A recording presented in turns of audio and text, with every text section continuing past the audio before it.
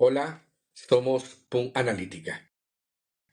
La realidad política de nuestro país no deja de sorprendernos.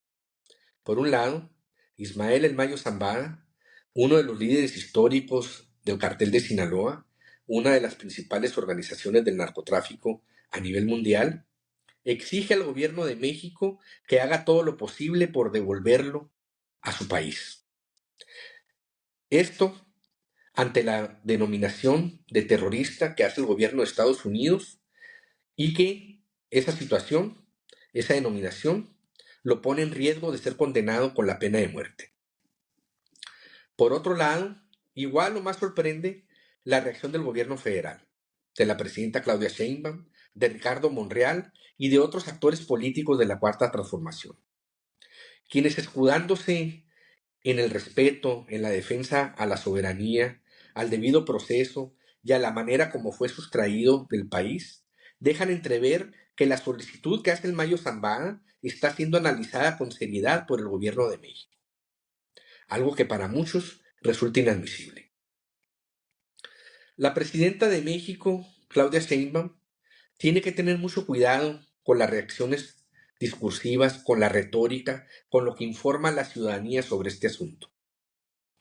Entre la comprensible queja hacia el gobierno norteamericano por las acciones unilaterales que ejerce en nuestro territorio, cosa que la presidenta ha denunciado y que tiene la legitimidad para hacerlo, ya que es la representante del Estado mexicano. Entre eso y lo que pareciera la defensa del Mayo ante el miedo de lo que pueda declarar, afectando así el proyecto político de ella y de su antecesor, se abren todas las suspicacias a y por haber.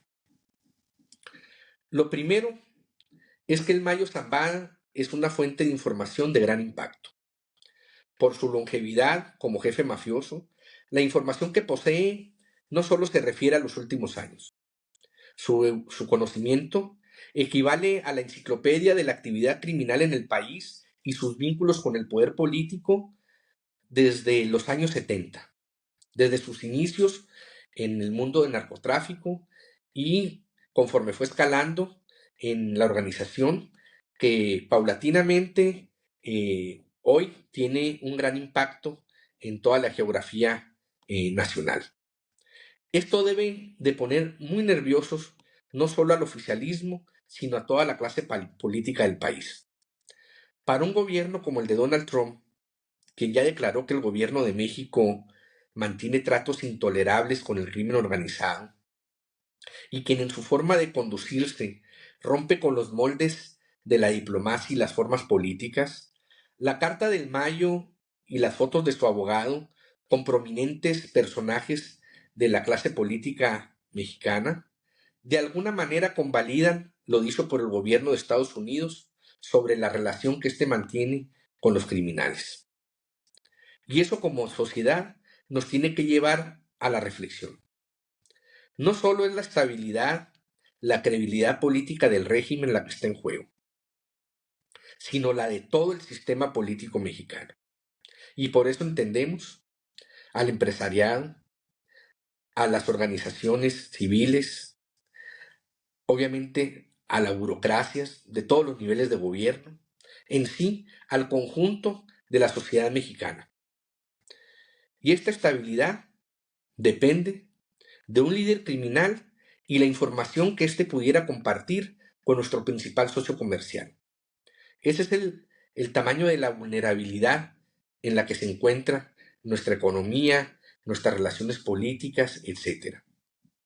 El Mayo Zambada y su información seguramente serán usadas según convengan a los intereses de Estados Unidos, ya sean estos comerciales, migratorios o de otra índole. Con esta información, el gobierno federal, el gobierno de México, está siendo amenazado con un arma política de grueso calibre.